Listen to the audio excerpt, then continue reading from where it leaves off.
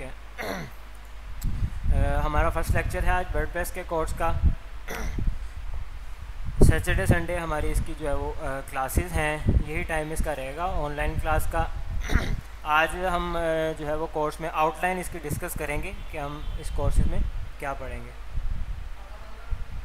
हाँ, देख लें, अगर ज़रूरत है तो उसको बंद कर दें। ठीक है, बंद कर लें।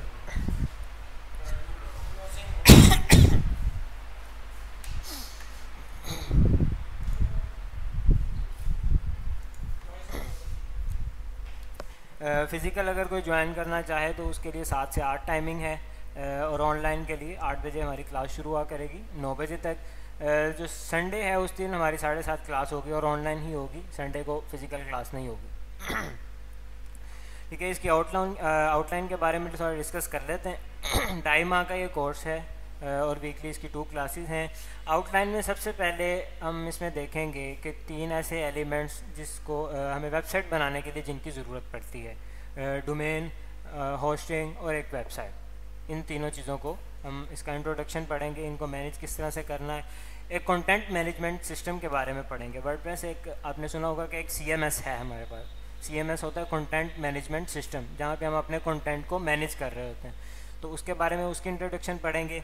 कंटेंट मैनेजमेंट सिस्टम में हमारे पास 2 तरह के CMS होते हैं, एक क्लाउड बेस्ड होते हैं सॉफ्टवेयर और एक होते हैं ओपन सोर्स। उनके बारे में डिस्कस करेंगे। जिस तरह शॉपिफाई है, उसका कोड हमारे पास नहीं होता, वो एक क्लाउड सोर्स है, कोड उन्हीं के पास है जिनके पास है, जिनके शॉपिफाई है। वर्डप्रेस ओपन सोर्स है, इसको कोई भी डाउनलोड कर सकता है, कोई भी इसमें एडिट कर सकता है, आप अपनी नीड के मुताबिक इसमें कोई भी कस्टमाइजेशन कर सकते हैं। वर्डप्रेस के 2 प्लेटफॉर्म हैं, wordpress.com और wordpress.org। ठीक है, wordpress.com ये होस्टिंग भी खुद प्रोवाइड करते हैं, इसके पेड प्लान्स हैं। ठीक है, हम जो काम करेंगे wordpress.org पे करेंगे, और इसको हम देखेंगे कि इनमें क्या क्या डिफरेंट है, इनके पैकेजेस में क्या क्या डिफरेंट है। उसके बाद हमारे पास जो टॉपिक है वो है डोमेन होस्टिंग का। उसमें हम देखेंगे कि कौन से रिकमेंडेड जो डोमेन रजिस्ट्रार हैं जहाँ से आप डोमेन्स ले सकते हैं, डोमेन को किस तरह से हम बाय कर सकते हैं, होस्टिंग को किस तरह से बाय कर सकते हैं, किसी डोमेन को हम होस्टिंग से किस तरह से कनेक्ट कर सकते हैं। ठीक है, जब हम होस्टिंग परचेज़ करते हैं तो उसके साथ हमें बिज़नेस ईमेल्स मिलते हैं, वो हम किस तरह से क्रिएट करेंगे। ईमेल्स को अगर हमने अपने पर्सनल जीमेल पे रीडायरेक्ट करना हो वो किस तरह से करेंगे। ये सारी चीज़ें हम डोमेन और होस्टिंग का जो हमारा टॉपिक है उसमें देखेंगे। उसके बाद हमारा वर्डप्रेस को इंस्टॉल कैसे करना है। इसके 2 मेथड्स हैं, एक तो लाइव सर्वर पे काम करने का। स्टार्ट हम करेंगे लोकल सर्वर पे, अपने लैपटॉप में, अपने मोबाइल जो डेस्कटॉप है उसी में हम एक सर्वर डाउनलोड कर लेंगे और उसी पे काम करेंगे। वर्डप्रेस का जो बैकएंड है वो PHP पे बना हुआ है। PHP प्रोग्रामिंग एक लैंग्वेज है, तो बैकएंड के जितने भी लैंग्वेजेस होते हैं ये किसी सर्वर पे रन करती हैं। ठीक है, ऐसे ब्राउज़र में डायरेक्टली रन नहीं करती, ये सर्वर पे ही रन करती हैं। तो या तो हमें इसके लिए ऑनलाइन सर्वर चाहिए होगा या लोकल सर्वर। तो हम यहाँ पे फ़िलहाल लोकल सर्वर से स्टार्ट करेंगे, फिर जैसे हमारा प्रैक्टिकल और ज़्यादा होगा फिर हम इसको लाइव सर्वर पे ले जाएंगे। उसके बाद हम देखेंगे कि वर्डप्रेस को इंस्टॉल कैसे करना है हमने उस सर्वर पे। जब हम सर्वर क्रिएट करेंगे उस पर कैसे इंस्टॉल करना है, और उसके बाद मल्टी साइट इंस्टॉलेशन कैसे करनी है। वर्डप्रेस का एक फ़ीचर है मल्टी साइट इंस्टॉलेशन। बैकएंड आपके पास एक ही होता है, एडमिन पैनल, उसी के अंडर आपने डिफरेंट वेबसाइट्स क्रिएट की होती हैं। जिस तरह आप एग्जांपल ले लें, एक स्कूल है, कोई भी एक एजुकेशन का इदारा है, तो उसकी डिफरेंट ब्रांचेज़ हैं। एडमिन पैनल उनके पास एक ही होगा, लेकिन ब्रांचेस उनकी डिफरेंट, हर ब्रांच की अलग से वेबसाइट होगी, लेकिन मैनेज एक ही डैशबोर्ड से हो रही होंगी। उसके लिए हम यूज़ करते हैं वर्डप्रेस मल्टी साइट इंस्टॉलेशन। उसके बाद हम डैशबोर्ड का ओवरव्यू पढ़ेंगे कि एडमिन पैनल पे हमारे पास जो बाय डिफ़ॉल्ट जो ऑप्शंस आ रहे होते हैं उनको हम किस तरह से देखते हैं। वर्डप्रेस की जो फाइल एंड डायरेक्टरी स्ट्रक्चर है वो देखेंगे कि वर्डप्रेस जब हम डाउनलोड करते हैं तो उसमें जितने फ़ोल्डर्स हैं या फाइल्स हैं, कौन सी फ़ाइल, कौन सा फ़ोल्डर किस पर्पज़ के लिए यूज़ होता है, किस फ़ोल्डर में हमारी इमेजेस अपलोड होती हैं, किस में हमारा कंटेंट होता है, किस में प्लगइन्स होते हैं, किस में थीम्स होते हैं, या कॉन्फ़िगरेशन कौन सी फ़ाइल में हो रही होती है। ये सारी चीज़ें हम फाइल और डायरेक्टरी जो स्ट्रक्चर है उसमें पढ़ेंगे। उसके बाद वर्डप्रेस की डाटाबेस जो हर वेबसाइट के साथ जो बैकएंड पे होती है उसकी एक डाटाबेस होती है। जितने भी जो बैकएंड पे काम कर रही होती है इनके पीछे एक डाटाबेस होती है, डाटाबेस पे हमारा डाटा जो है वो सेव हो रहा होता है, ठीक है। वर्डप्रेस के थ्रू डाटा हमारा सेव होता है डाटाबेस में, और डाटाबेस से ही हमें फ्रंट एंड को या किसी कस्टमर को, क्लाइंट को, जो व्यूअर आ रहे होते हैं हमारी वेबसाइट पे, विजिटर, उनको शो हो रहा होता है, वो डाटाबेस से सारा डाटा आ रहा होता है। तो उसको देखेंगे कि अगर हम डायरेक्टली डाटाबेस को मैनेज करना चाहें तो वो किस तरह से कर सकते हैं। उधर से हम यूज़र नेम चेंज करना चाहते हैं, ईमेल या वर्डप्रेस की कोई सेटिंग डायरेक्टली डाटाबेस से चेंज करना चाह रहे हैं तो वो किस तरह से करेंगे।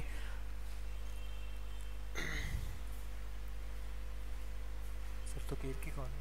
सर तुकीर की कौन क्या कौन? हाँ जी हाँ,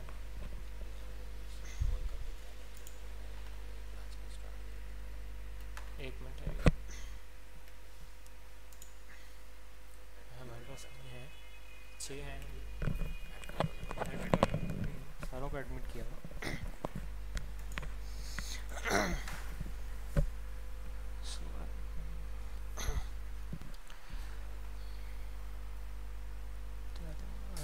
रहने दें, शोर करेगा, ठीक है, ऐसे ठीक है, अभी मैनेज कर लें।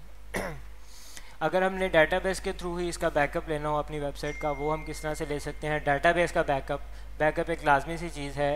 अभी हम वो सिक्योरिटी में पढ़ते हैं कि क्यों वो लाजमी सी चीज़ है। उसके बाद हमारे पास एक पोर्शन है थीम्स का। वर्डप्रेस में डिफरेंट थीम्स होते हैं, जिस तरह हमें प्रोग्रामिंग में, वेबसाइट डेवलपमेंट में खुद से एक थीम को डिज़ाइन करना पड़ता है HTML CSS के थ्रू, तो इसमें हमें बिल्ट इन थीम्स प्रोवाइड होते हैं। फ्री भी थीम्स होते हैं, पेड थीम भी होते हैं। हम दोनों को देखेंगे कि दोनों को इंस्टॉल करने का क्या तरीक़ेकार है। एक थीम का हम चाइल्ड थीम किस तरह से बना सकते हैं, ठीक है। किसी और वेबसाइट है, हम कैसे डिटेक्ट कर सकते हैं कि वर्डप्रेस ही यूज़ कर रही है। अगर ये वर्डप्रेस यूज़ कर रही है तो ये थीम कौन सा यूज़ कर रही है, ताकि अगर कोई हमें वो रेफ़र करता है तो हम उसी से रिलेटेड थीम लेके या वही थीम लेके उस पर काम कर सकें। फ्री थीम और जो प्रीमियम थीम है उनमें हम डिफरेंस देखेंगे। उसके बाद हमारे पास प्लगइन्स वर्डप्रेस की जो हमारी वेबसाइट है उसकी फंक्शनैलिटी को ज़्यादा करने के लिए हम प्लगइन्स को यूज़ करते हैं। आप ऐसे समझें कि जैसे हमारे पास एंड्रॉयड है या आईफोन है, कोई भी मोबाइल है, इसमें हम ऐप्स करते हैं, तो ऐप्स का पर्पज़ ये होता है कि हमारे मोबाइल की फंक्शनैलिटी एक बढ़ जाती है, एक अलग एक और हमारे पास एक फंक्शनैलिटी ऐड हो जाती है। तो इस पर्पज़ के लिए हम प्लगइन्स को यूज़ करते हैं। कोई भी एक्स्ट्रा फंक्शनैलिटी ऐड करनी है तो हम उसके लिए प्लगइन यूज़ करते हैं, ठीक है। प्लगइन को आपने चूज़ कैसे करना है, फ्री में भी अवेलेबल हैं, प्रीमियम भी हैं। फ्री में भी डिफरेंट अवेलेबल होते हैं, उनकी रेटिंग्स होती हैं, वो सारा चीज़ें देखेंगे कि किस तरह से एक प्लगइन को हम पहले सेलेक्ट करेंगे और उसको हम यूज़ करेंगे। फिर सेटिंग में आ जाएंगे कि सेटिंग इसकी वर्डप्रेस की किस तरह से चेंज कर सकते हैं। इसकी जनरल सेटिंग्स हैं, कुछ राइटिंग की सेटिंग्स हैं, इसी तरह इसके लिंक्स हम किस तरह से बनाते हैं, या मीडिया की जो सेटिंग हम चेंज करना चाह रहे हैं, यूज़र्स को किस तरह से मैनेज कर सकते हैं। कोई न्यू यूज़र आपने ऐड करना है, रिमूव करना है, एडिट करना है, तो हम यूज़र मैनेज करेंगे। हाँ जी, वेबसाइट पे जी, यूज़र कस्टमर भी हो सकता है, डिफरेंट रोल्स होते हैं इसमें। एडमिन का रोल भी हो सकता है, एक एडिटर का रोल हो सकता है, एक सब्सक्राइबर का हो सकता है, कस्टमर का रोल हो सकता है। कोई भी रोल आप डिफ़ाइन कर सकते हैं कि किसको कौन सा रोल आपने अलाउ करना है। उसके बाद वेबसाइट पे कंटेंट आपने जब ऐड करना है तो पहले उसका स्ट्रक्चर किस तरह से क्रिएट करना है, जो ट्रेंडिंग स्ट्रक्चर किस तरह से, ट्रेंडिंग डिज़ाइंस क्या हैं वो हम देखेंगे कि अभी ट्रेंड क्या चल रहा है, किस किस तरह के डिज़ाइन आते हैं। इस तरह इसमें एक वेब पेज किस तरह से क्रिएट करते हैं, उसका अगर सब पेज को क्रिएट करना चाहते हैं, एक पेज का सब पेज क्रिएट करना चाहते हैं, वो नेविगेशन मेन्यू हमारे पास किसी वेबसाइट पे टॉप पे ये मेन्यू आ रहा होता है, तो नेविगेशन मेन्यू को किस तरह से हैंडल करना है, ये किस तरह से बनाएंगे। फ्रंट एंड पे जो कंटेंट, पैराग्राफ, टेक्स्ट वगैरह ऐड करने हैं वो देखेंगे। इमेजेस किस तरह से ऐड करनी है, एक लिंक किस तरह से हम क्रिएट कर सकते हैं। किसी पेज को पब्लिश करना है या आपने उसको ड्राफ्ट में रखना है, प्राइवेट करना है, तो वो सारा तरीका हम इसमें देखेंगे। प्राइवेट का मतलब ये होता है कि यूज़र के पास पासवर्ड होगा तो यूज़र वो जो है वो देख सकेगा पेज, वरना वो पेज नहीं देख सकेगा।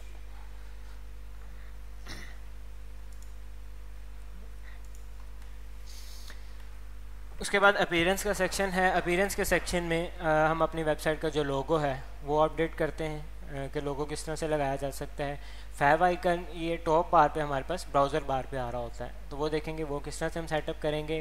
अगर कोई साइड पे हमारे पास बार आ रही है, जिस तरह ये एक साइड बार है, अगर हम हर पेज पे कोई साइड बार ऐड करना चाहते हैं वो, या अगर हम फूटर में कोई चेंजिंग करना चाह रहे हैं, फूटर एरिया होता है सबसे बॉटम पे, ये फूटर एरिया होता है, ये ऊपर वाला ये हेडर कहलाता है, ठीक है, ये फूटर है, और ये सेंटर में जितना भी ये कंटेंट एरिया है, बॉडी एरिया भी इसको बोलते हैं।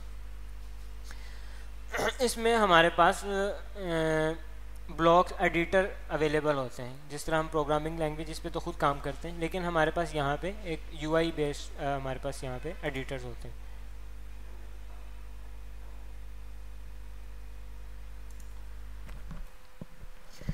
जी अभी हम आउटलाइन डिस्कस कर रहे हैं, अभी हमारा लेक्चर नहीं है, आउटलाइन डिस्कस कर रहे हैं, हमारा फर्स्ट लेक्चर कल होगा। तो ये स्टार्टअप से ही लेके चलना है, जाहिर सी बात है, जिन लोगों को नहीं पता, जो लोग नए हैं तो उनको भी इस चीज़ की डिटेल समझानी, तो नया भी आएगा, नए लेक्चर्स में नया आएगा इंशाल्लाह। अभी हम दो एडिटर्स पे काम करेंगे। एक हमारे पास वर्डप्रेस का बाय डिफ़ॉल्ट एक एडिटर होता है, वर्डप्रेस ने खुद से दिया होता है, इसके लिए हमें कोई एक्स्ट्रा चीज़ करने की ज़रूरत नहीं पड़ती, उसको हम ब्लॉक एडिटर बोलते हैं, गुटनबर्ग या ब्लॉक एडिटर उसको हम बोलते हैं। जी आउटलाइन आपको मिल जाएगी, ये आपको जो व्हाट्सएप पे मैसेज आया होगा उसमें भी आउटलाइन का लिंक है अवेलेबल, आप वहाँ से भी ले सकते हैं, या आप डायरेक्टली ओपर सॉल्यूशन की वेबसाइट पे हैं तो यहाँ पे आपको आईटी ट्रेनिंग में वर्डप्रेस के जब जाएंगे तो यहाँ पे आपको आउटलाइन उसकी मिल जाएगी, यहाँ से आप आउटलाइन जो है इसकी डाउनलोड कर सकते हैं PDF फॉर्मेट। जी ब्लॉक एडिटर में देखेंगे किस तरह हम ब्लॉक्स, डिफरेंट ब्लॉक्स को क्रिएट करते हैं। अगर हमने वहाँ पे ब्लॉग पोस्ट अपनी शो करवानी है वो किस तरह से करेंगे, एक पेज को फुल विड्थ हमने पेज बनाना हो या विड्थ उसकी कम करनी हो, हार्ड विड्थ किस तरह से सेट करनी है वो देखेंगे। अगर हमने इसी के थ्रू पोस्ट डिज़ाइन करनी हो या कोई पेज डिज़ाइन करना हो वो किस तरह से करते हैं, ये डिटेल में इसके डिफरेंट ब्लॉक्स हैं, हर ब्लॉक को हम डिटेल से पढ़ेंगे। आउटलाइन में भी इतना डिटेल से नहीं लिखा हुआ, लेकिन इसके डिफरेंट ब्लॉक्स होते हैं, हर ब्लॉक को हम डीपली पढ़ेंगे ज़्यादा। उसके बाद हमारे पास जो दूसरा एडिटर है, ये बहुत फेमस एडिटर है, एलिमेंटर, ये भी ड्रैग एंड ड्रॉप एडिटर है, ठीक है। एलिमेंटर को हम यूज़ करते हैं, ज़्यादा ये यूज़ होता है, रिकमेंडेड ये होता है जो ब्लॉक एडिटर वर्डप्रेस का अपना है, इसकी परफॉर्मेंस अच्छी होती है, ठीक है। एलिमेंटर देखेंगे हम कि किस तरह से हमने वेबसाइट का या किसी पेज का लेआउट पहले डिफाइन करना है, कितने कॉलम्स बनाने हैं, कॉलम के अंदर हमने डिवाइड करना होता है अपनी वेबसाइट को। तो जैसे आप देखा होगा कि मोबाइल में वेबसाइट अपनी जो विड्थ है वो एडजस्ट कर लेती है, तो ये सारा कॉलम के थ्रू हो रहा होता है। हम कॉलम में डिवाइड करते हैं कि डेस्कटॉप पे इसके कॉलम जितने होने चाहिए, मोबाइल पे इतने कॉलम्स होने चाहिए, उसी के हिसाब से हमारा कंटेंट जो है वो मैनेज हो रहा होता है। उसके बाद इसमें हमने डिफरेंट सेक्शन, एक सेक्शन के अंदर दूसरा सेक्शन किस तरह से क्रिएट करना है, इसके विजिट्स किस तरह से, कोई और एरिया अगर कंटेंट का हमने ऐड करना है, इसकी स्टाइलिंग किस तरह से करनी है, बैकग्राउंड किस तरह से चेंज करने हैं, कलर्स किस तरह से चेंज करने हैं, बैकग्राउंड इमेजेस, ये सारा। लेकिन ये सारा ड्रैग एंड ड्रॉप होगा, ये आपको खुद से नहीं करना पड़ेगा, प्रोग्रामिंग नहीं है इसमें, ठीक है। इमेजेस आपने कैसे ऐड करनी है, बटन्स किस तरह से ऐड करने हैं, वीडियोस को किस तरह से एम्बेड करना है, आप डाउनलोड, जी सब विदाउट कोडिंग नहीं है इसमें। गूगल मैप को अगर आप एम्बेड करना चाहते हैं अपनी वेबसाइट पे, जैसे आपकी वेबसाइट है पर्सनल, आप अपने ऑफिस का लिंक देना चाहते हैं मैप का, तो वो किस तरह से एम्बेड कर सकते हैं। गैलरीज, आप पिक्चर्स की गैलरीज या कोई भी पोर्टफोलियो की गैलरी किस तरह से क्रिएट कर सकते हैं। काउंटर या प्रोग्रेस बार आप किस तरह से क्रिएट कर सकते हैं। इमेज का क्राउजल, स्लाइड आपने देखा होगा कि किसी हर वेबसाइट पे तकरीबन मेन पेज पे एक स्लाइडर लगा होता है जहाँ स्लाइड चल रही होती हैं, वो देखेंगे कि स्लाइड किस तरह से हम क्रिएट करते हैं। क्राउजल, ठीक है। टेस्टिमोनियल, जो क्लाइंट्स के रिव्यूज़ होते हैं हमारे पास, वो हमने जिस तरह से शो करवाने होते हैं वो हम किस तरह से करवाएंगे। हेडर और फूटर को किस तरह से डिज़ाइन किया जा सकता है, मैंने जैसे बताया कि हेडर ये टॉप वाला एरिया और फूटर सबसे बॉटम एरिया जो है उसको कहलाते हैं। अब किसी भी वेबसाइट पे हमारे पास जो मेन एक कह लें कि इम्पॉर्टेंट एक चीज़ है वो फॉर्म है। हमने यूज़र से जब कोई इनपुट लेना है तो हम फॉर्म के थ्रू ले सकते हैं, फॉर्म के बगैर नहीं ली जा सकती इन्फॉर्मेशन। यूज़र से कोई इन्फॉर्मेशन चाहिए, ये कॉन्टैक्ट फॉर्म भी हो सकता है, इंक्वायरी फॉर्म भी हो सकता है, कोटेशन फॉर्म भी हो सकता है, रजिस्ट्रेशन फॉर्म भी हो सकता है, किसी भी तरह का फॉर्म जो है वो हम फॉर्म क्रिएट करना सीखेंगे कि फॉर्म किस तरह से हम क्रिएट कर सकते हैं इसमें, ठीक है। इसमें जितने भी इनपुट टाइप्स हैं, ईमेल अगर लेना चाहते हैं, नाम लेना चाहते हैं, मैसेज लेना चाहते हैं, तो डिफरेंट इसकी इनपुट टाइप्स हैं, वो सारी हम देखेंगे इसमें। हाँ, वो डिफरेंट जिस तरह के भी आपने ड्रॉप डाउन मैनेज, हाँ जी बिल्कुल ऐसे ही है। उसके बाद हम एक एक्सरसाइज आपको असाइनमेंट के तौर पे दी जाएगी कि आप एक बिज़नेस वेबसाइट क्रिएट करके दें। बिज़नेस वेबसाइट आप एक असाइनमेंट के थ्रू वो हमें डिज़ाइन करके दिखाएंगे। यहाँ तक आप सीख जाएंगे वेबसाइट को एक डिज़ाइन करना, एक बेसिक बिज़नेस वेबसाइट आप डिज़ाइन कर सकते। बिल्कुल पता लगे, बिल्कुल पता लगे। अगर नहीं आता आप पूछ लें, आपका व्हाट्सएप ग्रुप होगा, आप उसमें लाइफ टाइम के स्पोर्ट्स के लिए है, वो कोर्स तक लिमिटेड नहीं है, लाइफ टाइम स्पोर्ट के लिए। कोर्स के बाद भी अगर आपको कोई प्रॉब्लम है आप पूछ सकते हैं, वो भी हम बिल्कुल डिस्कस करते हैं। जी स्टाफ भी होता है, मैं भी होता हूँ साथ में।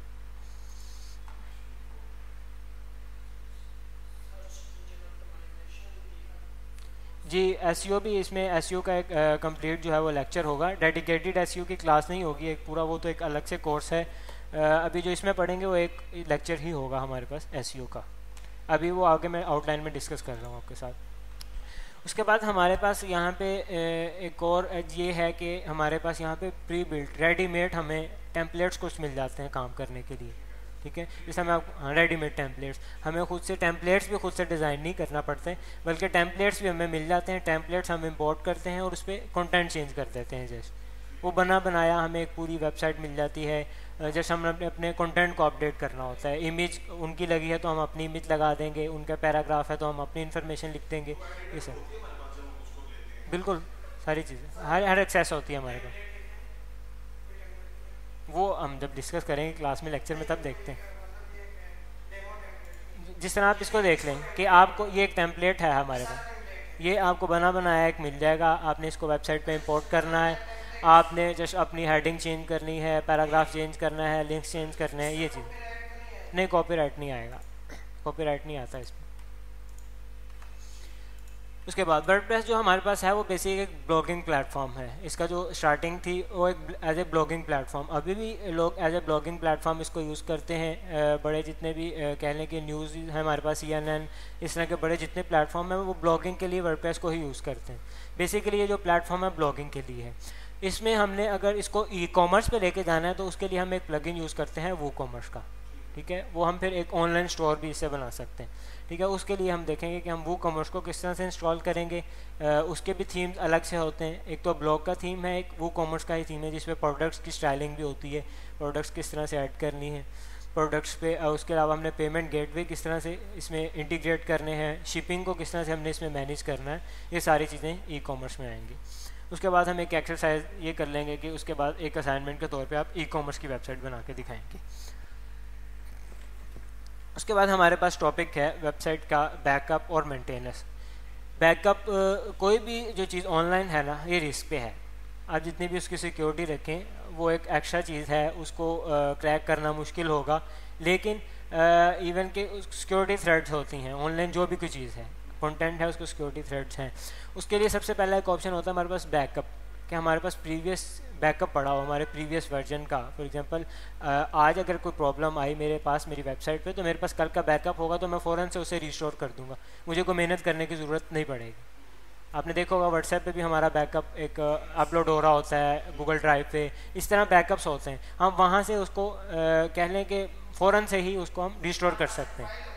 हाँ, उसी को हम रिस्टोर कर सकते हैं फ़ौरन से।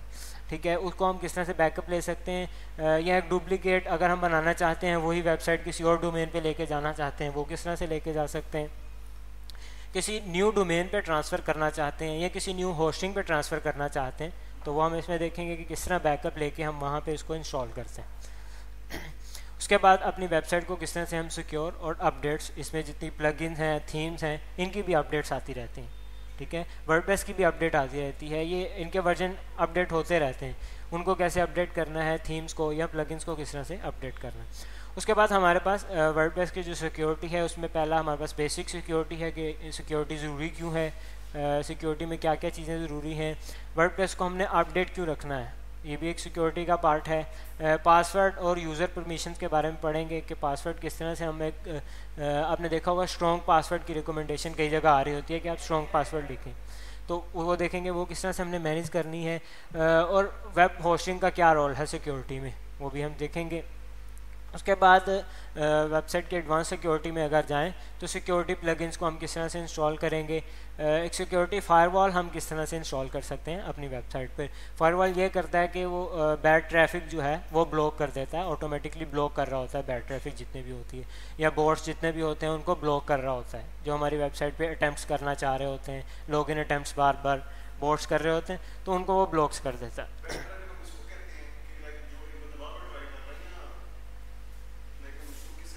किस चीज़ को? बैड ट्रैफिक का मतलब ये है कि जो कह लें कि एक ह्यूमन एक्शन नहीं हो रहा होता। फॉर एग्जांपल एक लॉगिन पेज है मेरा और उस पर बार बार ट्राई हो रही है डिफरेंट यूज़र नेम से और डिफरेंट पासवर्ड से, तो इसका मतलब है कि 1 मिनट के अंदर कोई ह्यूमन तो नहीं 10-20 दफ़ा करेगा, वो एक बॉट ही कर सकता है। हाँ होते हैं, वो आते ही बैड ट्रैफिक, ये बैड ट्रैफिक यही होती है, ये बैड ट्रैफिक नहीं मुश्किल होता है। वही मैं आपको सिक्योरिटी जब मैनेज करेंगे हम तो फिर इतना वो आसान नहीं होता उस चीज़ को करना। उसके बाद हमारे पास यहाँ पे वेबसाइट पे ये एक लॉक आ रहा होता है, आपने देखा होगा ये लॉक HTTPS, ठीक है। और कई वेबसाइट HTTP पे ही चल रही होती हैं, उनको वार्निंग टाइप से आ रही होती है। तो ये हम देखेंगे SSL का क्या रोल है सिक्योरिटी के अंदर। ये असल में इंफॉर्मेशन जो है वो इनक्रिप्ट कर देता है। ये इसी को पता है, या सर्वर को पता है कि ये आपस में कम्युनिकेट कैसे कर रहे हैं। एग्जांपल के तौर पे मैं आपको एक वर्ड देता हूँ कि 200, ये एक फिगर दे दिया, आपको नहीं पता, इसको नहीं पता मैंने क्या बात की, लेकिन आपको पता है कि मैंने इसको पहले इतने पे डिवाइड करना है, इतने पे मल्टीप्लाई करना है, फिर मुझे जाके आंसर पता चलेगा कि मैंने आपको क्या कहा, ठीक है। ये इंक्रिप्शन हो जाती है ये सारी। तो ज़्यादा जो ऑनलाइन स्टोर्स हमारे पास होते हैं जहाँ पे यूज़र ने इनपुट देना है, फॉर एग्जांपल क्रेडिट कार्ड की इन्फॉर्मेशन है, इस तरह की जो कह लें कि हमारे पास इन्फॉर्मेशन होती है, तो उसके लिए ये लाजमी सी चीज़ है, SSL लाजमी होना चाहिए। वैसे भी पेमेंट गेटवे वाले जो है वो ये लगते हैं साथ में लिमिटेशन की SSL नहीं है तो आपको पेमेंट गेटवे भी नहीं देते, क्योंकि ये इन्फॉर्मेशन इनक्रिप्ट कर देता है। तो अगर कोई हमारे डाटा तक एक्सेस कर भी लेता है तो उसको डाटा की इन्फॉर्मेशन नहीं पता चलेगी कि डाटा है क्या, वो इनक्रिप्ट कर देगा सारी चीज़ को। हाँ? डाटा मिल जाता है, सबको मिलेगा, आपके पास भी एक्सेस होगी उस चीज़ की, ठीक है। उसके बाद जो बाय डिफ़ॉल्ट हमारे पास जब हम वर्डप्रेस को इंस्टॉल करते हैं तो एक एडमिन यूज़र होता है, तो उसको हमने नेम चेंज करना, उसका फाइल एडिटिंग को किस तरह से हम डिसेबल कर सकते हैं। डाई यूज़र्स ये हम डिटेल में पढ़ेंगे। डाई यूज़र वही बाय डिफ़ॉल्ट जिनके नेम्स होते हैं, जिस तरह एडमिन एक बाय डिफ़ॉल्ट नेम है तो उसको हमने एडमिन नहीं रखना। कई लोग होते हैं इस तरह के नाम रख लेते हैं, एडमिन फलां फलां इस तरह के नेम रख लेते हैं बेसिक ईमेल।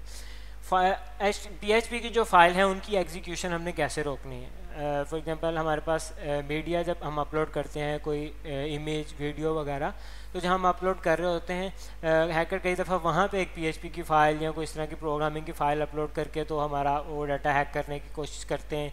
तो वो देखेंगे कि उसको हम डिसेबल कैसे कर सकते हैं कि इस डायरेक्टरी में PHP की फ़ाइल ही ना चले, ठीक है। उसके बाद लॉगिन अटैम्प्ट्स, जिस तरह मैंने आपको बताया कि लॉगिन पे डिफरेंट बॉट्स या कोई भी अगर अटैम्प्ट्स कर रहा है तो उसको ब्लॉक किस तरह से किया जा सकता है। उस पर हम लिमिटेशन कैसे लगा सकते हैं कि 3 से ज़्यादा कोई अटैम्प्ट्स ना कर सके। अगर 3 से ज़्यादा कोई अटैम्प्ट्स करता है तो उसको फ़ौरन ब्लॉक कर दे सिस्टम हमारा, ठीक है। वो देखेंगे अगर 2 फैक्टर ऑथेंटिकेशन हमने ऐड करनी कि को अगर लॉगिन करे तो उसके बाद हमारे पास एक मैसेज आना चाहिए, वो मैसेज का कोड हम लिखें तो फिर आगे लॉगिन होना चाहिए। ये 2 फैक्टर ऑथेंटिकेशन जीमेल पे भी चलती है, फेसबुक पे भी चलती है, तो ये हम वेबसाइट पे भी ऐड कर सकते हैं। हम अपने जो डैशबोर्ड है, जो लॉगिन पेज है, उसको किस तरह से प्रोटेक्ट कर सकते हैं। ऑटोमेटिकली हम टाइम कैसे सेट कर सकते हैं। अगर एक यूज़र लॉगिन है वो कोई एक्टिविटी नहीं कर रहा तो 15 से 20 मिनट बाद उसको खुद ही वो लॉग आउट हो जाना चाहिए, सिस्टम उसे खुद ही लॉग आउट कर देगा।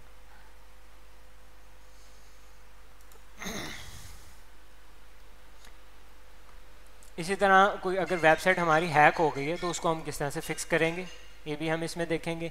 उसके अलावा इसमें सिक्योरिटी हेडर्स किस तरह से ऐड करते हैं, ये थोड़ा नेटवर्किंग से रिलेटेड है लेकिन हम इसमें इजी टू यूज़ एक ये भी ड्रैग एंड ड्रॉप की तरह ही समझेंगे, हम कॉपी पेस्ट की तरह ही समझेंगे। उसके बाद वेबसाइट की परफॉर्मेंस है, वेबसाइट आपने बना ली, उसकी आप सिक्योरिटी मैनेज कर रहे हैं, बैकअप है। उसके बाद उसकी जो परफॉर्मेंस है, वेबसाइट कितनी देर में लोड हो रही है, उसकी परफॉर्मेंस क्या है, हमारे पेज का साइज़ कितना है, कितनी फाइल्स लोड हो रही हैं हमारे पास, वो सारी चीज़ें परफॉर्मेंस में आती हैं। उसके अलावा मैं इस वेबसाइट को अगर अभी रिफ़्रेश करता हूँ तो ये अब दोबारा से मुझे सर्वर से ला के नहीं दिखाएगा, बल्कि ये मेरे लोकल कैशे में सेव हो जाती है वेबसाइट, तो इसलिए ये फास्ट रीलोड होती है।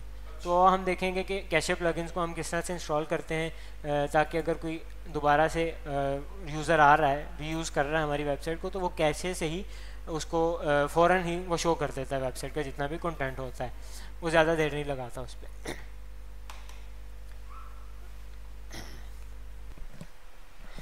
उसके बाद हमने वेबसाइट को स्पीड ऑप्टिमाइजेशन के लिए हमारे पास अपडेट भी लाजमी है। जिस तरह आपने देखा होगा कि हमारे पास फेसबुक या किसी भी ऐप की अपडेट आ रही होती है तो उसमें कुछ पॉइंट्स मेंशन होते हैं कि इसकी परफॉर्मेंस को इम्प्रूव किया गया है, इसकी फलां चीज़ को इम्प्रूव किया गया है। तो इसी तरह वर्डप्रेस में भी होता है, थीम्स में भी होता है, प्लगइन्स में भी होता है। तो उनकी परफॉर्मेंस या सिक्योरिटी को इम्प्रूव करके हमें नया वर्जन प्रोवाइड किया जाता है। तो ये भी एक लाजमी सा हिस्सा है कि हम उसको भी अपडेट रखें। उसके अलावा कंटेंट डिलीवरी नेटवर्क, इसका मतलब ये होता है कि डिफरेंट पेजेस हमारे पास स्टैटिक पेज वो होते हैं, जिस तरह हमारे पास CSS की या जावास्क्रिप्ट की फाइल्स हैं वो चेंज नहीं हो रही होती, मतलब एक स्टैटिक फाइल है, उन्होंने सिर्फ लोड होना है, स्टाइलिंग देनी है। तो इन फाइल्स को हम एक CDN के थ्रू हैंडल करते हैं। CDN इस तरह से आप समझें कि किसी और सर्वर से हमारी फ़ाइल लोड हो रही होती है जिसका रिस्पॉन्स हमें क्विकली आता है, वो हमारे सर्वर पे उसका फिर कह लें कि वो इफेक्ट नहीं पड़ता, हमारे जो सर्वर से एक डाटा लोड हो रहा है, बाकी जो स्टैटिक फाइल है वो CDN से लोड हो रही होती है किसी और नेटवर्क से, वहाँ से डायरेक्टली फेच कर रहा होता है वो, हमारे इधर वर्ड पे जो हमारा सर्वर है उस पर ये नहीं आता।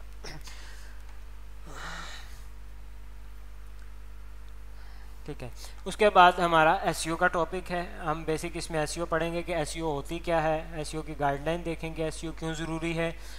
उसके बाद हमारी वेबसाइट की किस तरह से विजिबिलिटी होती है ब्राउज़र के अंदर, हम यूज़र फ्रेंडली URL का स्ट्रक्चर किस तरह से क्रिएट कर सकते हैं, ये सारा SEO का पार्ट है। फॉर एग्जांपल मैं अगर यहाँ ट्रेनिंग्स में क्लिक कर रहा हूँ तो मेरे पास ये URL का एक स्ट्रक्चर बन रहा है /trainings, तो ये गूगल को भी बता रहा होगा कि ये ट्रेनिंग्स का पेज है, तो ये एक यूज़र फ्रेंडली पेज होता है। बाय डिफ़ॉल्ट जो इसमें पेज की आईडी होती है, page ID is equal to फलां, page ID is equal to फलां, तो गूगल का जो बॉट है वो तो इस बात से आइडिया नहीं लगा सकता कि किस पेज की क्या आईडी है, इसमें क्या कंटेंट होगा।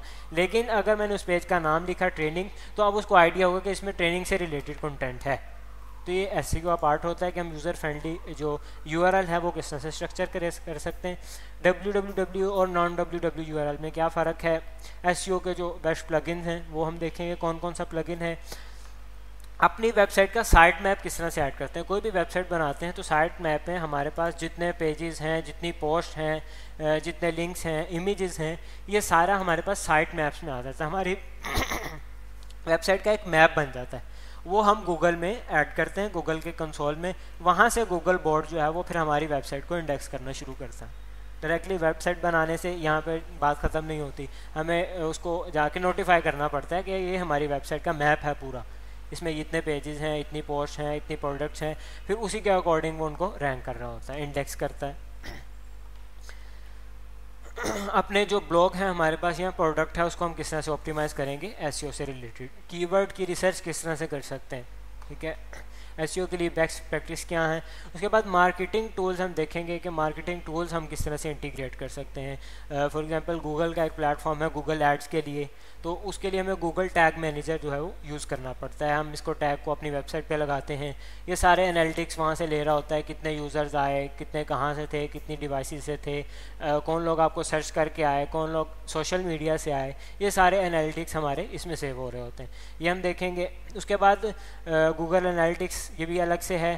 फेसबुक को हम किस तरह से अपनी वेबसाइट के साथ अटैच कर सकते हैं। किसी भी वेबसाइट पर आप जाएं तो ये आप देख रहे होंगे, ये मेरे पास एक एक्सटेंशन के थ्रू फेसबुक पिक्सल हेल्पर आ रहा है, तो ये मुझे बता रहा होता है कि इतने अभी ये यूज़र आया है, इसने पेज व्यू कर लिया। मैं डिफरेंट यहाँ पे इवेंट्स लगा सकता हूँ कि किस बंदे ने पेज व्यू किया, किस बंदे ने ऐड टू कार्ट पे क्लिक किया, किसने चेकआउट किया, किसने परचेज़ कंप्लीट की, कितने मेरी पोस्ट को कितने % पड़ा, ये सारे इवेंट जो है मैं यहाँ पे हैंडल करता हूँ। फिर ये इवेंट्स मेरे पास सेव होते हैं फेसबुक के अंदर या गूगल टैग मैनेजर के अंदर। उन्हीं के अकॉर्डिंग फिर हम उनको रिटारगेट करते हैं। एक बंदा आया, उसने ऐड टू कार्ट कर लिया लेकिन परचेज़ नहीं कर सका, उसके पास टाइम नहीं था या फ़िलहाल उसके पास पैसे नहीं थे, उसने इग्नोर किया, या फ़िलहाल वो इंटरेस्टेड नहीं था, उसको फ्यूचर में वो परचेज़ करना चाह रहा, लेकिन उसने ऐड टू कार्ट किया और वो वेबसाइट छोड़ गया, बाद में भूल गया, लेकिन मेरे पास सेव है कि उसने भी ऐड टू कार्ट किया, ठीक है। फिर उसी के अकॉर्डिंग मैं दोबारा से उसको रीटारगेट करता हूँ कि आपने ऐड टू कार्ट किया था, अब आप अपनी परचेज़ कंप्लीट करें। तो ये हमारे पास इवेंट सेव हो रहे होते हैं फेसबुक पे या गूगल टैग मैनेजर पे। तो हम वो देखेंगे किस तरह, ये भी एक मार्केटिंग का तो एक अलग सा कोर्स है, लेकिन हम इंटीग्रेट करना सीखेंगे कि अगर हमने वेबसाइट के साथ इंटीग्रेट करना है तो किस तरह से करना है इन चीज़ों को, क्योंकि इंटीग्रेट करना ये डेवलपर का ही काम है, ये वो मार्केटिंग वाले का काम नहीं होता। वो आपको कोड देते हैं कि इसको आप पेश करें और इस तरह से इंटीग्रेट करना आपने। उसके बाद हम देखेंगे मार्केटिंग टूल्स के बाद के मोस्ट कॉमन एरर जो हमें वर्डप्रेस की एक वेबसाइट बनाने में आ सकते हैं, या सर्वर साइड से कोई एरर आ सकते हैं, एरर्स क्या क्या होते हैं, कौन कौन सी डिफ़िकल्टीज आ सकती हैं, और उन एरर्स को किस किस तरह से हम रिजॉल्व कर सकते हैं, कौन सा एरर सर्वर की तरफ से है, कौन सा एरर हमारी थीम की तरफ से है या प्लगइन की वजह से आ रहा है। वो सारे जो हमारे पास मोस्ट कॉमन एरर हैं वो हम ये लंबी डिटेल है, इसमें हम अलग अलग करके इसको डिस्कस करेंगे। लास्ट पे एक लेक्चर इस पे हिंट होगा, हम देंगे कि प्रोजेक्ट्स अगर आपने लेने हैं तो लोकल प्रोजेक्ट्स किस तरह से लिए जा सकते हैं, अगर फ्रीलांसिंग करना चाहते हैं तो फ्रीलांसिंग के लिए कौन कौन से प्लेटफॉर्म है उनको यूज़ करने का क्या तरीक़ाकार। ये हमारी जो आउटलाइन थी ये वर्डप्रेस से रिलेटेड थी। अगर किसी का कोई क्वेश्चन है तो आप पूछ सकते हैं। आपका कोई क्वेश्चन है इस बारे में आपका? ठीक है जी। ऑनलाइन में सैफ खालिद,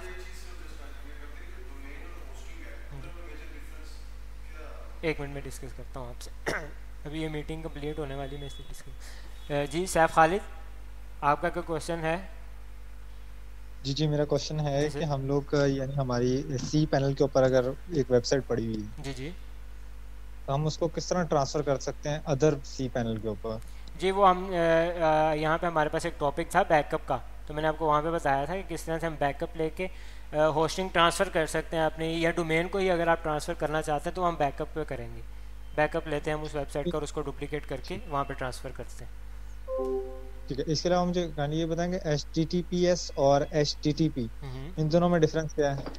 HTTP जो होता है इस पर SSL हमारा सर्टिफिकेट होता है, एक सिक्योरिटी सर्टिफिकेट, वो इंस्टॉल नहीं होता। जिस पे इंस्टॉल नहीं होता तो वो HTTP आ रहा होता है वहाँ पे। जहाँ पे SSL इंस्टॉल होता है ये होस्टिंग की तरफ से प्रोवाइड होता है। SSL का जो सर्टिफिकेट है कई होस्टिंग में इंक्लूड होता है और कई होस्टिंग वाले पेड देते हैं, इसको परचेज़ करना पड़ता है, तो ये हमारे पास सिक्योरिटी सर्टिफिकेट होता है। ठीक है, जज़ाकल्लाह। जी सलीम, आपका क्वेश्चन है?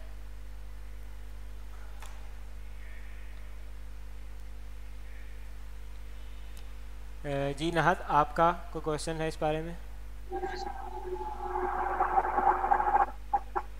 जी सलीम, आप बोलना चाह रहे हैं? सर मैंने जी जी मैसेज किया मैंने। आपकी आवाज़ कट रही है, पीछे शोर आ रहा है आपके। वो सर एक्चुअली मैं इस टाइम ड्यूटी पे हूँ ना, इस वजह से शोर। वो सर मैंने मैसेज किया, मैसेज देखा। ठीक है, मैसेज देख लीजिए। जी नो शेरवान, आपका कोई क्वेश्चन है?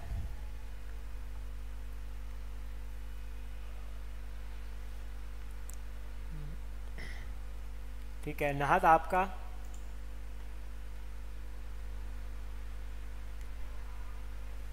जी नहीं सलीम, हमारे पास दो हैं, हम वही एडिटर्स पढ़ेंगे। एक तो ब्लॉक एडिटर जो है वर्डप्रेस का वो पढ़ेंगे, और दूसरा हम एलिमेंटर पढ़ेंगे। ये एलिमेंटर या ब्लॉक एडिटर जब आप सीख जाएंगे तो डीवी भी इनसे जो है वो रिलेट ही करता है। जितने भी एडिटर्स हैं ये सारे ड्रैग एंड ड्रॉप इसी तरह यूज़ होंगे। तो अगर आप एलिमेंटर सीख जाते हैं ना तो वो जो डीवी है वो इजीली आप यूज़ कर सकते हैं। सर वर्डप्रेस की वेबसाइट के लिए यानी हम लोग एसईओ को किस तरह एक मिनट मैं आपको बताना चाहूँ कि अभी ये हमारा लास्ट मिनट है, इसमें अभी जो है वो डिस्कनेक्ट हो जाएगी, तो अभी दोबारा से ज्वाइन कर लीजिएगा अगर डिस्कनेक्ट हो जाए ना। जी आप क्वेश्चन कर रहे थे? जी जी, मैं पूछ रहा हूँ एसईओ के लिए किसी स्ट्रेटजी अपनानी चाहिए फॉर वर्डप्रेस। वो एसईओ का हम जब लेक्चर पढ़ेंगे उस पर पहले कीवर्ड रिसर्च देखेंगे। कीवर्ड रिसर्च करके फिर उसी के हिसाब से कीवर्ड के लिहाज से हम अपने कंटेंट को ऑप्टिमाइज़ करते हैं, अपनी इमेजेस को उसी के हिसाब से उन्हीं कीवर्ड से रिलेटेड करके ऑप्टिमाइज़ करते हैं, उसी से रिलेटेड हम यूआरएल्स बनाते हैं। ये सारी चीज़ें उसी में देख लेंगे हम एसईओ के लेक्चर्स में। अच्छा सर, एक क्वेश्चन और है कि बैक लिंकिंग जो होती है, वो एसईओ में ज़्यादा इम्पोर्टेंट है? बिल्कुल इम्पोर्टेंट है, लेकिन हमारा वो हिस्सा नहीं होगी इस कोर्स का। हमारा जो इसका हिस्सा होगी वो ऑन पेज होगी। एक मिनट,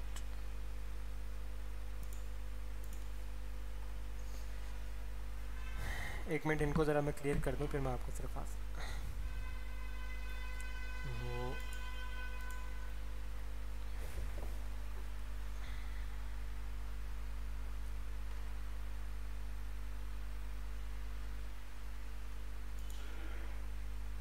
वो डिस्कनेक्ट हो जाती 40 मिनट्स बाद ना।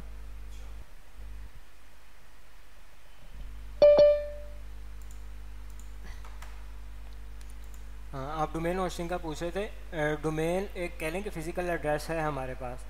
जिस तरह आपके पास इस इंस्टीट्यूट का एड्रेस है, तो ये एक एड्रेस है आपके पास डोमेन किसी भी वेबसाइट पे जाने का। इसके बैकएंड पे एक आईपी होता है, ठीक है। आईपी का नाम उन्होंने एक रख दिया होता है डोमेन, ठीक है। डोमेन एक एड्रेस होता है और होस्टिंग यूज़ होती है फाइल का। हमारा जो डाटा है वो हम वहाँ पे सेव करते हैं, जिसमें एक स्पेस है, एक एड्रेस है और एक उसकी स्पेस है। जैसे हम एक स्पेस रेंट आउट करते हैं ना, स्पेस रेंट पे ले रहे हैं कोई स्पेस, तो वहाँ पे हम अपना डाटा सेव रखते हैं, अपनी फाइल्स को वहाँ पे रखते हैं होस्टिंग पे। और डोमेन जस्ट उसका एड्रेस होता है उस तक एक्सेस करने का। हाँ जी, सैफ मैं आपको बता रहा था कि वो जो बैकएंड है, जो आप बैकलिंक्स की बात कर रहे हैं, वो ऑफ पेज में आती है। तो वो एक अलग से एसईओ के कोर्स में ही डिस्कस किया जा सकता है वो सारी चीज़ें। आर्टिकल पोस्टिंग और बैकलिंक्स किस तरह से क्रिएट करते हैं। हमारा जो इस कोर्स में एसईओ का जो लेक्चर होगा वो ऑन पेज पे होगा कि वेबसाइट पे हम किस तरह से एसईओ को कर सकते हैं। सर उसके लिए प्लगइन सर कौन सा यूज करेंगे? इंटीग्रेट करवाना सिखाएंगे, क्या चीज़ आप बोल रहे हैं? Payment gateway. पेमेंट गेटवे जो स्टैंडर्ड यूज़ होते हैं हमारे पास, पेपल वगैरह, इस तरह के जो इंटरनेशनल जो पेमेंट गेटवे हैं ये यूज़ किए जा सकते हैं। लोकल जो पेमेंट गेटवे हैं वो भी यूज़ किए जा सकते हैं, जैज़ कैश या इजी पैसा। सर सारे सिखाएंगे? जी, आपको तरीका सबका सेम ही होगा। एक दो आपको यहाँ पे सिखा दिए जाएंगे, तरीका सबका सेम ही होगा। वो कुछ इन्फॉर्मेशन होती है ठीक है हमें वहाँ से, वो खुद ही जो होते हैं पेमेंट गेटवे वाले वो प्रोवाइड करते हैं। यहाँ पे उनके प्लगइन्स वगैरह इंस्टॉल करके तो हम उनकी कॉन्फ़िगरेशन करते हैं। जी सर। जब हम वो कॉमर्स में सेटिंग में जाके अपनी वो देते हैं कि इस कंट्री के लिए हम कर रहे हैं, तो वो ऑटोमेटिक पेमेंट गेटवे दे देता है ना ऑप्शन? नहीं नहीं, पेमेंट गेटवे ऑटोमेटिकली ऑप्शन नहीं होता वर्डप्रेस पे, वो हमें ऐड करने पड़ते हैं। पेमेंट गेटवे प्लगइन करने पड़ते हैं प्लगइन उसके लिए? करने पड़ते हैं। बाय डिफ़ॉल्ट वर्डप्रेस में सिर्फ 3 पेमेंट मेथड ऐड होते हैं, एक बैंक ट्रांसफ़र का, एक कैश ऑन डिलीवरी का और एक चेक का जो और होता है। जी इसके जी जी अलावा पेमेंट ठीक है। गेटवे नहीं होते वहाँ पे, वो हमें कस्टम खुद ऐड करना और पड़ता है। जी, आप एसईओ के प्लगइन के बारे में पूछ रहे थे। रैंक मैथ हम इनमें यूज़ करेंगे एसईओ के लिए। सर रैंक मैथ तो ठीक है, लेकिन योस्ट के बारे में क्या सीन है? योस्ट भी अच्छा है। रैंक मैथ इस टाइम ज़रा ट्रेंडिंग में जा रहा है, उसका यूज़र बहुत ज़्यादा जा रहा है। ओके। उसमें कुछ ऐसे भी हमारे पास ऑप्शन हैं जो हमें यूएस में पेड लेने पड़ते हैं। तो इसमें काफ़ी फंक्शनलिटी, ये पेड भी कुछ अर्सा पहले ही हुआ, वरना इससे पहले ये रैंक मैथ भी फ्री था, कम्प्लीटली फ्री था ये। अब इसके कुछ एनालिटिक्स वगैरह या कीवर्ड के जो हमारे पास एनालिटिक्स आ रहे होते हैं वो अब पेड हैं, बाकी फ्री में ही है इसके। सर ये जो नल थीम और प्लगइन्स होते हैं, इनका कोई फायदा या नुकसान? नुकसान ये होता है कि ये पुअर कोडेड होते हैं, आउटडेटेड होते हैं। हमें नहीं पता कि जिस वेबसाइट से आप इसको डाउनलोड कर रहे हैं उसने ही या इसके किसी ओनर ने इसमें कोई कोड तो इंजेक्ट नहीं किया जिससे हमारी वेबसाइट हैक हो सके। जब हम कोई प्लगइन या थीम इंस्टॉल करते हैं ना, तो इसका मतलब है कि उस थीम या प्लगइन वाले को हम अपनी वेबसाइट की एक्सेस दे रहे हैं। कई दफ़ा ऐसा होता है कि उसमें कोड भी कहीं ऐसे इंजेक्ट होता है कि वो हमारे एनालिटिक्स ले रहा होता है। तो नल थीम का नुकसान यही होता है ज़्यादा कि वो सिक्योरिटी थ्रेट या परफॉर्मेंस के लिए वो नुकसान दे सकते हैं हमें। उसके अलावा नल थीम जो है वो नल प्लगइन या थीम ये अपडेट भी नहीं हो सकते ना।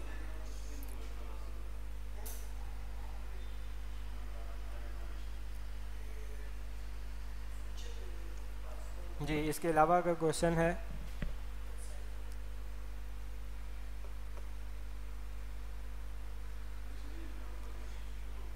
चलें ठीक है।